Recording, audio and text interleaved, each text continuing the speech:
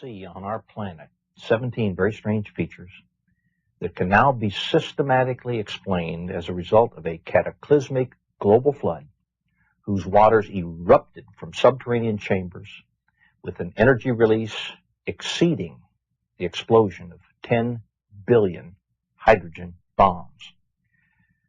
This explanation shows us just how rapidly major mountains formed. It explains the coal and oil deposits, rapid continental drift, why ocean floors have huge trenches and hundreds of canyons and volcanoes. It explains the formation of the layered strata and most of the fossil record, the so-called ice ages, and major land canyons, especially the Grand Canyon. The pre-flood Earth probably had one very large supercontinent containing lush vegetation, seas, rivers, and minor mountains. According to the hydroplate theory, the pre-flood Earth had a lot of subterranean water, about half of what is now in our oceans. This water was in interconnected chambers forming a thin spherical shell about half a mile thick, perhaps 10 miles below the Earth's surface. Increasing pressure in the subterranean water chamber stretched the overlying crust just as a balloon stretches when the pressure inside increases.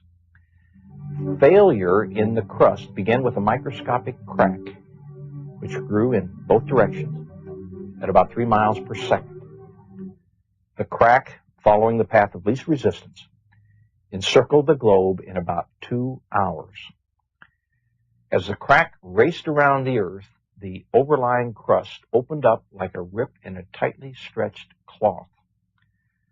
The subterranean water was under extreme pressure because of the weight of the 10 miles of rock pressing down on it.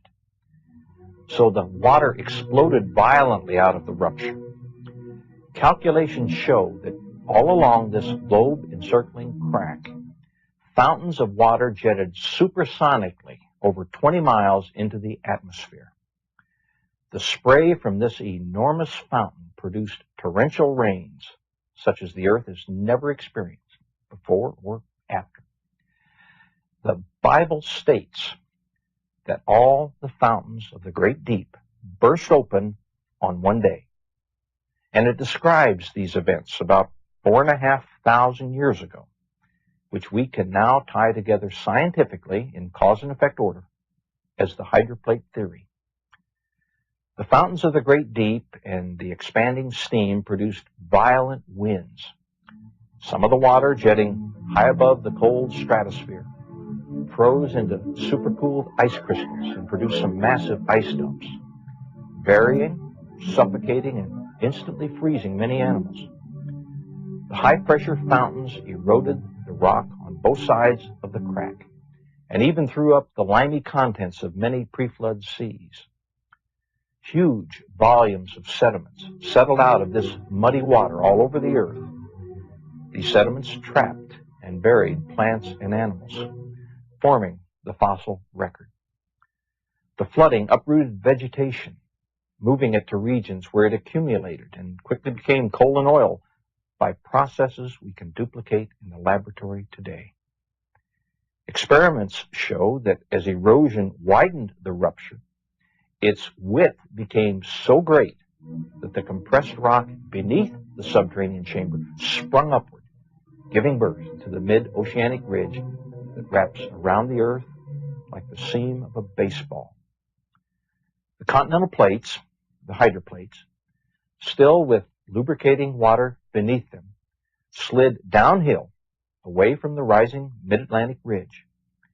After the massive, slowly accelerating continental plates reached speeds of about 45 miles an hour, they ran into resistances, compressed, crushed, thickened, and buckled.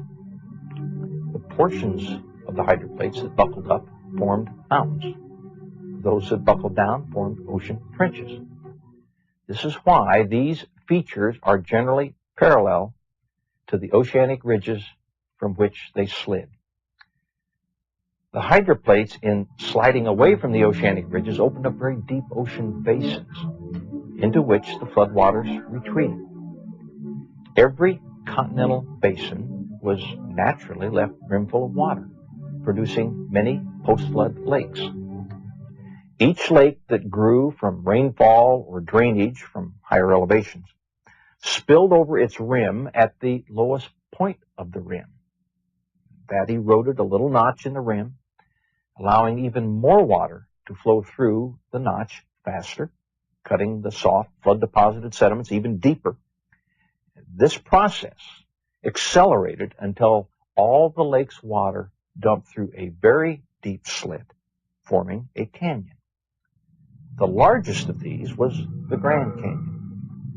North and east of the Grand Canyon was a huge lake that I have identified and named Grand Lake. Its dumping released more water than is in all 5 of the Great Lakes combined. Grand Lake spilled over its rim, eroded its dam, 20 miles south of Page, Arizona, catastrophically forming the Grand Canyon within a few weeks.